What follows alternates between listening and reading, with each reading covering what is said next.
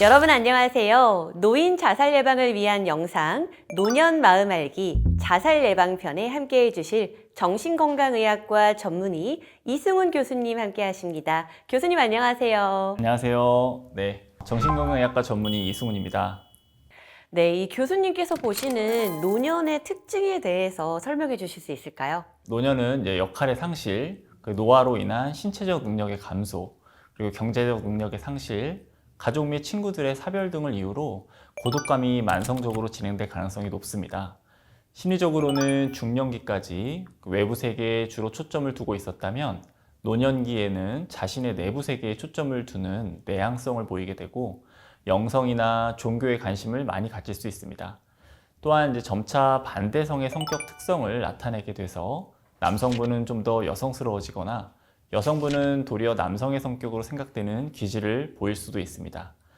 노년의 특성상 누군가에게 본인의 어려움을 이야기하기 어려워하기 때문에 주변에서도 좀 도움을 주기 어려운 이런 분들에게 도움을 줄 수 있는 사회적 분위기로 개선을 해서 우리 사회가 보다 고령 친화적인 사회로 지향해 나가야 되겠습니다.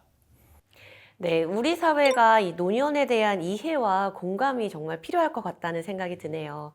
그렇다면 노년이 되어 기대한 노년기의 삶은 뭐가 있을까요? 이 노년기는 보통 자신이 살아온 삶을 통합하는 시기로 볼 수 있습니다. 한마디로 자신의 삶을 뒤돌아보았더니 잘 살아왔다라고 느낄 수 있는 거죠. 이 노년기는 그 외부에 대한 관점이 앞서 말씀드렸다시피 내부로 향하게 되기 때문에 자신의 모습이나 친밀한 가족, 이런 영적인 세계로 관심을 갖게 됩니다. 그래서 여기에서 만족감을 찾고 그 이전 삶과 통합성을 갖게 되는 거죠. 이제 노인분들이 기대한 이런 노년기의 삶이 노인이 느끼는 행복감과 어떻게 연결되는지를 보면 이러한 부분을 더 잘 알 수 있는데요. 여기에는 이제 배우자가 있는지에 대한 여부라든지 친밀한 친구의 수, 감사한 마음을 갖는 것, 그리고 외향적인 것, 그리고 일을 지속하는 것, 여가 활동, 신앙 등이 있었습니다. 정리하면은 주의와 이런 연결감을 갖고 의미 있는 활동을 하면서 또 놀거리도 있는 삶을 지향한다고 볼 수 있겠습니다. 네, 이 노년기가 돼서 기대했던 이 노년기에 대해서 간략하게 들어봤는데요. 이 기대한 점보다 실제 노년이 되어 느끼는 어려움이 많지 않을까라는 생각이 드는데, 이 교수님께서 바라보는 노년의 위기는 어떤 게 있을까요? 노년은 사실 참 외로운 시기 같습니다. 네, 노년이 되면은 노인 세 가구 중에 한 가구가 이제 1인 독거 가구입니다. 네, 거기에 이제 10명 중에 6, 7명은 이제 외로움을 호소하고 있고요. 다른 연령대에 비해서 친밀한 대상이 없이 혼자 지내는 비율이 높게 나타나고 있습니다. 그에 따라서 우리나라 노인의 행복감, 외로움, 이런 고독 지수, 이런 부분을 좀 같이 살펴보았을 때 고립도 느끼는 지수가 40%가 넘는다라고 나타나고 있고요. 이러한 비율은 20, 30대 젊은 층에 비해서 거의 2배로 높습니다. 노인이 또한 갖고 있는 동반 질환이 최소한 2가지 이상이고요. 그 밖에 복용 약물도 굉장히 여러 가지 복용하고 있기 때문에 이러한 부분도 어려움을 겪는 하나의 이유가 될 수 있고, 또한 앞서 말씀드렸던 역할의 상실로 인한 정체감의 혼란 등 여러 가지 위기가 존재한다고 볼 수 있습니다. 네, 이렇게 만성적인 고독감은 우울증으로 이완될 확률이 높아져서 이 노인들의 자살 증가와도 높은 연관성이 갖고 있다라고 생각해도 되겠네요. 이 교수님이 보시기에 자살 생각을 일으키는 주요 원인들은 도대체 무엇이 있을까요? 노인의 자살 생각을 일으키는 요인으로는 이제 배우자나 자녀의 사망과 같은 노년기에 겪는 커다란 상실, 또한 함께 경제적인 빈곤이나 신체적인 질병들, 그리고 역할 상실의 경험을 통한 스트레스나 고립감, 관계 단절 등 이제 우울 위험을 높이는 정신 건강의 어려움 등이 모두 자살 생각에 큰 영향을 끼친다고 볼 수 있습니다. 그러면 사례 영상을 보면서 한번 노년의 위기 상황을 살펴보겠습니다. 네. 일상생활을 아내에게 전적으로 의존하던 김수철 씨는 홀로 세상에 남겨졌을 때 자신의 무기력과 아내의 절실함을 온몸으로 느낍니다.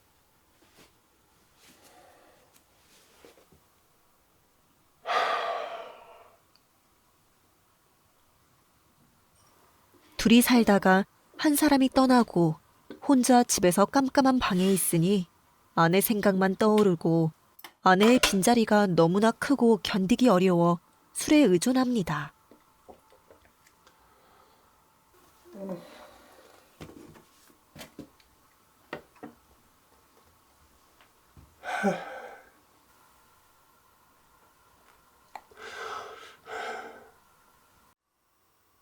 집사람하고 같이 살고 싶어요. 집사람이 떠나가고 난 뒤에 밖에 외출했다가 집에 돌아오보니 늘 빈집이고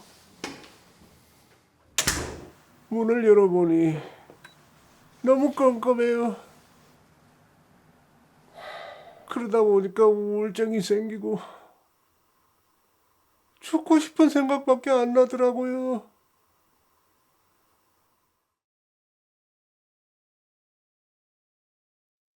한명자 씨는 지난해 교통사고로 꼼짝없이 병원에 누워 지냈습니다.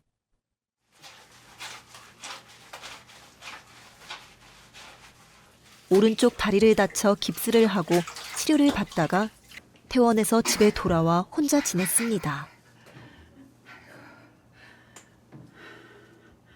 이때 견딜 수 없이 고통스러워 울며 지냈습니다.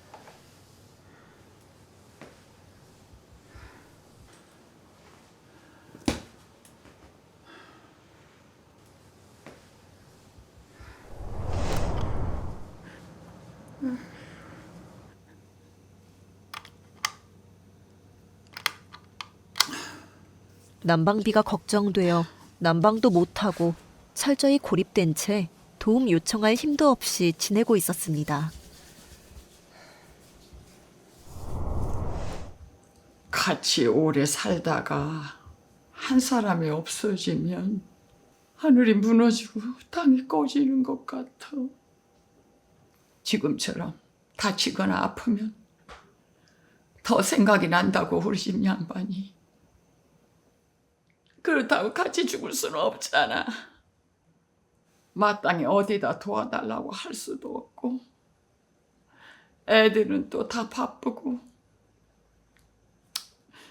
이렇게 혼자 살다가 혼자 죽어도 아무도 모를 거야 아마.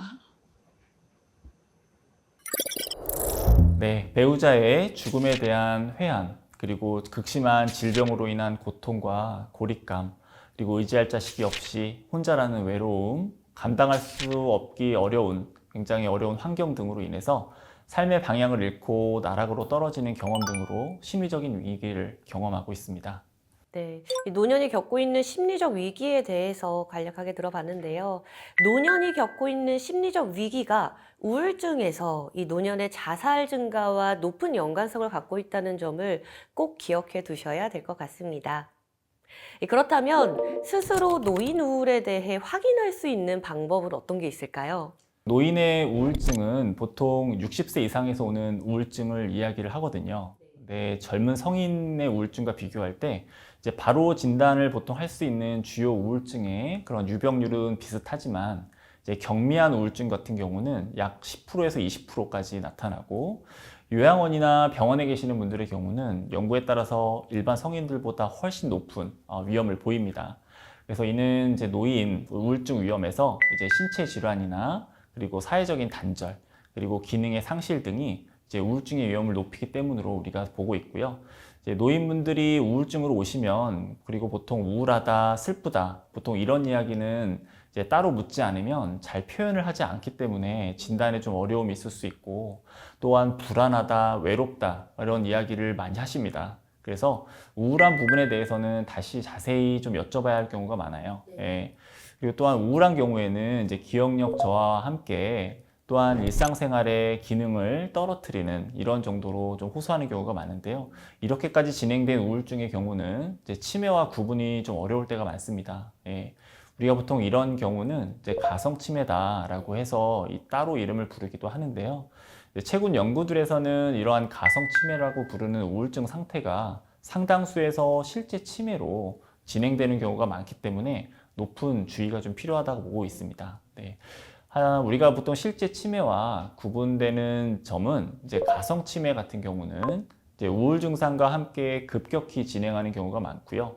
또한 이제 변동이 되게 크고 이제 우울증이 치료되면 인지 증상도 보통 회복되는 경우가 많습니다. 또한 대부분 이제 가성 치매이신 분들은 이제 잘 모르겠다라고 하면서 질문들이나 이런 것들을 다 무시해 버리는 경향이 많고요. 이제 우울증이기 때문에 죽음에 대한 생각을 호소하는 경우가 많다고 볼 수 있습니다. 이에 비해서 이제 실제 치매 같은 경우는요, 좀 서서히 오랜 기간 좀 진행하는 경향이 있고요. 또 방향 감각이 떨어진다든지 집중력이 떨어진다든지 이런 다른 인지 증상이 더욱 심하고 증상이 계속적으로 좀 악화되는 경과를 보입니다. 좀 다음을 보시고 지난 일주일 동안 이제 느낌을 생각해 보면서 좀 한번 대답을 해주시고 한번 살펴볼 게 있는데요. 한번 보시고 이제 검은색 부분에 해당하는 동그라미가 8개 이상 된다면 이제 우울 증상을 의심할 수 있고요. 따라서 전문의 분들과 상담을 권해드리겠습니다. 네, 점점 높아지고 있는 이 노년 자살을 예방할 수 있는 대책이 꼭 필요할 것 같습니다. 그렇다면 이 자살 위기를 경험하는 노년에게 필요한 방안은 어떤 게 있을까요? 노년기 자살이 우울증이라든지 지지체계 부족이랑 연관이 되기 때문에 노년 자살 예방을 위해서는 일상의 소소함을 회복시키고 사회적인 지지망을 돈독하게 지키게 하는 것이 중요합니다. 자기 의지를 세우게 하는 이제 마음 지원이 필요한데요. 예를 들면 힘든 부분에 이야기를 할 수 있는 친구 사귀기라든지 한 달에 한 번 가족과 시간을 보내는 거, 그리고 노인이 참여할 수 있는 다양한 프로그램과 시설을 이용하는 등 좀 정서적인 유대와 사회적인 지지를 함께 증가시켜야 되겠습니다. 나이나 유전적인 요인이라든지 가족 구성을 바꿀 수는 없지만 바꿀 수 있는 많은 요인들이 있거든요. 여기에는 사회적으로 좀 단절되는 것과 과도한 음주 같은 것을 피하고 규칙적인 신체 활동, 그리고 균형 잡힌 식사라든지 노쇠를 막기 위한 운동, 그리고 당뇨나 심질환 등 동반질환 관리가 이러한 자살로 이어지는 위험 요인을 우리가 줄일 수 있는 요인이 될 수 있겠습니다. 특히 이제 부족한 식사가 특히 여성보다 남성에서 더욱 우울 위험을 높인다고 보고 있기 때문에 남성분들은 더욱더 잘 챙겨 드셔야 되겠습니다. 또한 이제 현재 가족에게만 친밀감을 갖고 있다면 우리가 경로당이나 복지관 그리고 종교활동 등 어느 것이라도 좀 지속적인 관계를 맺을 수 있는 자리를 마련하는 것을 좀 권해드리고 있습니다. 자살 예방 방안에 대해서 한번 들어봤고요. 위기를 경험하는 노년에게 필요한 정보 제공에 대한 기관도 좀 말씀 주시면 좋을 것 같아요. 네. 지금 이제 서울시에서 진행하고 있는 생명이음 청진기 사업이라는 것이 있거든요. 생명이음 청진기 사업은 이제 마음에 어려움이 있는 경우에 동네 병원이나 의원에서 진행하는 이제 우울 검사를 통해서 나의 마음 건강 상태를 확인할 수도 있고요. 이를 통해서 확인이 된 걸 통해 이제 상담을 받는 것도 연계가 가능합니다. 정신건강 상담 전화 1577-0199로 연락을 주시면 24시간 도움을 받으실 수 있습니다. 교수님 말씀대로 자살은 예방이 가능합니다. 우리 사회가 노년이 겪고 있는 심리적 위기를 이해하고 스스로 도움을 요청하기 어려운 노년에게 관심과 도움을 주는 계기가 되기 바랍니다. 네, 오늘 노년기의 심리 위기와 좀 다소 무거울 수 있는 자살 예방에 대해서 이야기를 나눴는데요. 네. 오늘 내용이 복잡하셨다면 한 가지만 기억하시면 됩니다. 이제 생활을 정상적이고 평범하게 돌리시는 겁니다. 즉 균형 잡힌 식사와 수면을 하시고 낮에는 사람들과 만나서 친밀감을 느끼고 의미 있는 신체 활동을 하는 거죠. 네. 마지막으로 이러한 심리적 위기를 겪고 있는 노인분들에게 차별 없는 따뜻한 사회적 관심이 전해질 수 있는 사회적 분위기가 만들어지기를 바랍니다. 네, 오늘 이 영상이 꼭 도움됐기 바랍니다. 노년 마음 알기 자살 예방편 함께 해주신 정신건강의학과 전문의 이승훈 교수님, 오늘 감사합니다. 감사합니다.